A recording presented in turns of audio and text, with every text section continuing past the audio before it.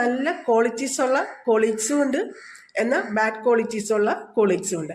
നമ്മളിത് കണ്ടറിഞ്ഞ് നമ്മൾ ഒന്ന് സൈലൻ്റ് ആയിട്ട് ഞാൻ ഒന്നിനും കമൻസ് പറയാറില്ല. പക്ഷേ ഈ ഗുഡ് ക്വാളിറ്റീസിന് ഇഷ്ടമായിരുന്നു. അവരൊക്കെ ആയിട്ട് ഞാൻ ഔട്ടിംഗ് ഒക്കെ പോകുമായിരുന്നു. പുറത്തൊക്കെ ഔട്ടിംഗ് മീൻസ് പുറത്ത് ഫുഡ് കഴിക്കാൻ പോവുക, എന്തെങ്കിലും നല്ലൊരു സല്ലാപമായിരുന്നു. പക്ഷെ നമുക്ക് ബാഡ് ക്വാളിറ്റീസ് ഉണ്ടെങ്കിൽ, ബാഡ് ക്വാളിറ്റീസ് ഓഫ് കൊളീഗ്സ് ഉണ്ടെങ്കിൽ നമ്മൾ എന്താ പറയുക, ഒരു മിണ്ടാതെങ്കിൽ ഇരുന്നാൽ മതി. അവർ പറയുന്നതൊക്കെ കേട്ടിട്ട് സൈലൻ്റ് ആയാൽ മതി. അത് എല്ലായിടത്തും ഉണ്ടാവുന്നതാണ്.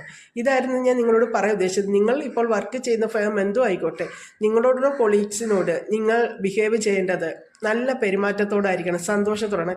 ഈ ജലസ്, അസൂയ എന്ന് പറയുന്ന വിഷവിത്ത്, തിന്മയുടെ വിത്തിനെ ഒരിക്കലും മനസ്സിൽ കൊണ്ടു നടക്കാൻ പാടില്ല.